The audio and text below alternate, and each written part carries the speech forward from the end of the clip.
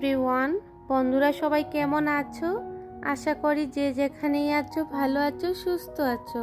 তোমাদের আশীর্বাদ আর ভালোবাসা আমরা সবাই ভালো আছি।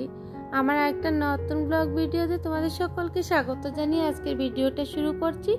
খুব ভালো লাগবে, তাই পুরো ভিডিওটা দেখার অনুরোধ রইল। আর তোমরা যারা প্রতিদিন আমার ভিডিও দেখো, তোমাদের সকলকে আমার তরফ থেকে অনেক অনেক ভালোবাসা। এভাবেই পাশে থেকো। বন্ধুরা দেখতে পাচ্ছ, গতকালকে তোমাদেরকে দেখেছিলাম বাড়িতে কাজ চলছে আর কাজটা না কমপ্লিট হয়ে গেছে। বন্ধুরা ব্লগটা না আমি একটু দেরি করেই শুরু করেছি, কারণ সকালে এতটাই শরীর খারাপ লাগছিল, ভাবছিলাম হয়তো আজকে তোমাদের সাথে ব্লগ শেয়ার করতে পারবো না, কিন্তু প্রায় 11টার দিকেই ব্লগটা শুরু করেছি। আর দেখতে পাচ্ছ আমি কিন্তু সকালবেলা ওকে পড়াতে বসাই নেই। ওর কিন্তু কালকে ইভিএস এক্সাম আছে আর ও আজকে স্কুলেও যায় নাই। আর এদিকে দেখতে পাচ্ছ ছোট ছেলে বসে টিভি দেখছে। ওকে বলেছে তুমি এই রুমে বসে টিভি দেখো, দাদা ওই রুমে পড়াশোনা করবে। তো ওদের দুজনকেই আমি কিন্তু চান করিয়ে দিয়েছি। আর বড় ছেলে মেঝেতে বসে পড়াশোনা করছিল। আর প্রচণ্ড গরম দিচ্ছে, তো গতকালকে তোমাদের সাথে তো ওই কথাটা শেয়ার করি নাই। স্কুল থেকে যখন আসছিল তখন ওর শরীরটা ভীষণ খারাপ করেছিল আর বমিটিংও করেছিল, যার জন্য আজকে আমি স্কুলে দেই নাই। আগামীকালকে আবার এক্সাম আছে, তো এক্সামের প্রিপারেশন করেই নিচ্ছে।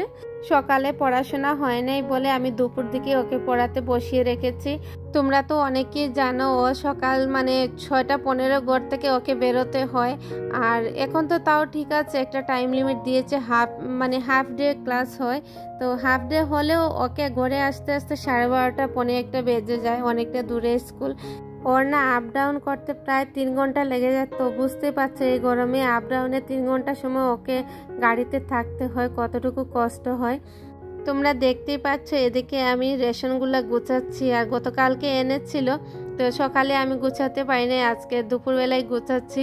তো ভাবলাম তোমাদের সাথে অল্প শেয়ার করে নিই।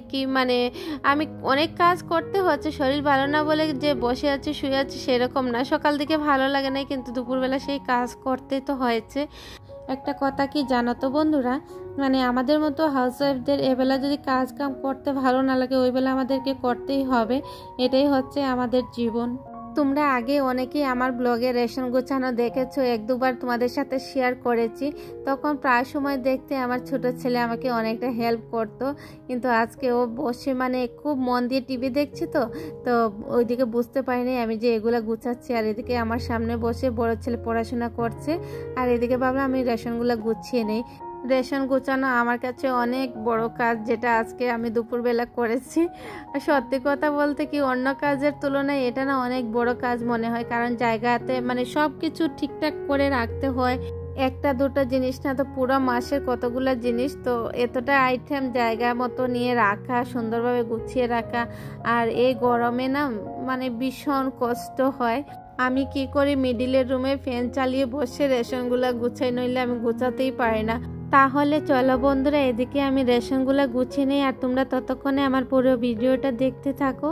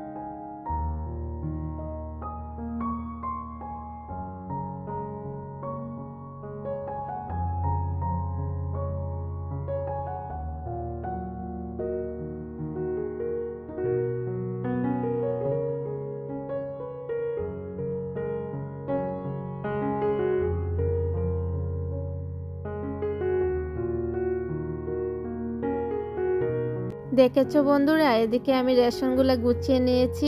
আর এবার আমি সব জায়গার জিনিস নিয়ে জায়গাতে রাখবো, তারপরে রান্না করতে যাব। তো তারপরে দেখো আমি রান্না করতে চলে এসেছি, আর রান্নাঘরে এসে কিন্তু আমি সবজি কেটে নিয়েছি। তখন তোমাদের সাথে আমি শেয়ার করি নাই সবজি কাটাটা, ভাবলাম ব্লগটা অনেকটাই লম্বা হয়ে যাবে। এদিকে চাল কুমড় দিয়ে আলু দিয়ে মাছ দিয়ে রান্না করব, আর হচ্ছে সব সবজি দিয়ে একটা মিক্স করব। তো সবগুলো কাটতে অনেকটা টাইম লেগেছে, বুঝতেই পারছো। এগুলো ছোট ছোট করে কাটতে হয়েছে, আর 3-4 কোয়ালিটির সবজি আছে এখানে। সবগুলো কেটে নিয়েছি, এবার ধুয়ে নিচ্ছি। এইরকম সবজি কাটতে কার কার ভালো লাগে আমাকে একটু কমেন্ট করে জানিয়ে। তো আমার তো খুবই ভালো লাগে, কিন্তু একটু টাইম লাগে ঠিক আছে, কিন্তু দেখতেও সুন্দর লাগে এরকম সবজি কাটলে, আর রান্না করতে বেশ ভালো লাগে। তো বন্ধুরা তোমরা দেখতে পাচ্ছ এদিকে কিন্তু আমি রান্না শুরু করে দিয়েছি। আর রান্না শুরু করেছি কি মানে প্রথমে মাছ তরকারিটা করেছি, তারপরে ভাত করেছি, তারপরে ওই করুয়াটা করেছি। তো তোমরা পুরো ভিডিওটা দেখতে থাকো, ততক্ষণে আমি রান্নাটা সেরে নিই।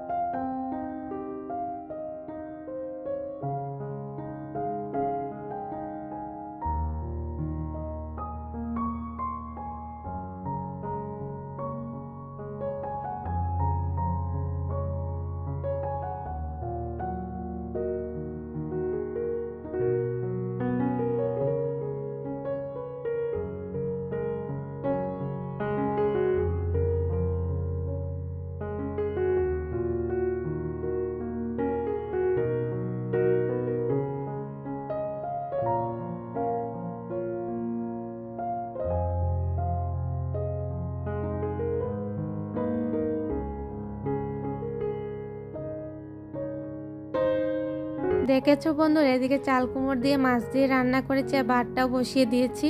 আর এদিকে দেখলাম জলের বোতলগুলা খালি পড়ে আছে, এদিকে ওদিকে পড়ছে, ভাবলাম জলের বোতলগুলো ভরে নেই। আর ওইদিকে আর একটা ওভেনে বসিয়ে দিয়েছি আমি করুয়াটা। তো ওইদিকে করুয়া হচ্ছে আর ভাতটা হচ্ছে, আর এদিকে আমি জলের বোতলগুলো ভরে নিচ্ছি। আর দেখবে জলের বোতল না খালি পড়ে থাকলে একদমই ভালো লাগে না। আর আমি কি করি, জলের বোতলগুলো কিছুটা ফ্রিজে রাখি আর কিছুটা টেবিলে রাখি, কারণ ফ্রিজে সবগুলা রাখলে কি হয়, ওরাও কিন্তু ফ্রিজের জল খেতে চায়। তো আমি দেই না, খুব একটা বেশি দেই না, কিন্তু গরমের জন্য ওদের ফুটানোর জলের একটা বোতল আমি রাখি মাঝে মধ্যে। সব সময় রাখি না, কিন্তু আবার মিক্স করে দেই ওদেরকে নর্মাল জলের সাথে। আর গরমের জন্য আমি ভাবি অল্প স্বল্প খেয়ে নেও, কিছু হবে না। তারপরে তোমরা দেখতে পাচ্ছ এদিকে ভাত হয়ে গেছে আর করোটাও হয়ে গেছে। তো বন্ধুরা আজকের আমার ব্লগটি এতটুকু। তোমরা কমেন্ট করে জানিও কেমন হয়েছে। ভালো লেগে থাকলে লাইক কমেন্ট শেয়ার করতে ভুলো না। ধন্যবাদ।